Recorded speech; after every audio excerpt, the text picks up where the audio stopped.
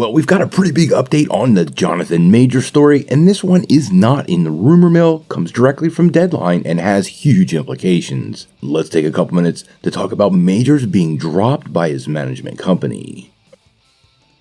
Now, this is some pretty big news, guys, for the Jonathan Majors story, because this is a pretty decisive move by one of the major players in this whole saga.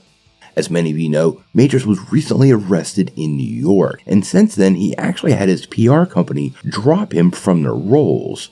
But we got a new report from Deadline, and it appears his management company has also piled on, but on the upside, we do have a decent update from Marvel Studios. So let's talk about his management company first. Now, in case you didn't know, actors don't really represent or sell themselves. You have a management company. And this management company gets a cut of what you take, but then they serve as your representation, finding you roles, doing all the negotiation, and working out all the deals. This is generally how most work is done in Hollywood, and management companies are a really big deal, and their connections help get actors pretty far. Now, Jonathan Majors' former management company was Entertainment 360, and they have now, at least according to Deadline, completely separated themselves from the actor.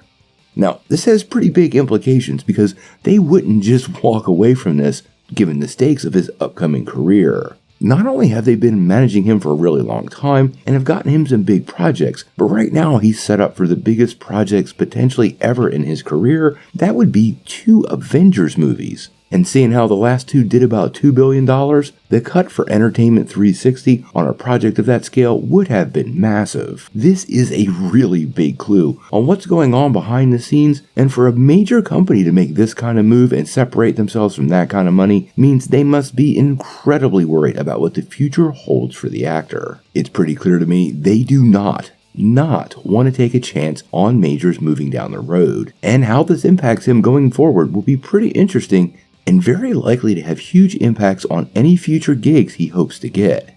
Now, he could be picked up by another management company, but they would also inherit that baggage. And it's unclear, at least right now, how all of this is going to work out. Now, on the upside for Majors, that same Deadline article did point out that Marvel has had, quote, 0 conversations about replacing the actor. But we have a good bit of time before they have to go in front of the cameras for Kang Dynasty. So this means Marvel has some time to wait and see how all of these details work out with the current case.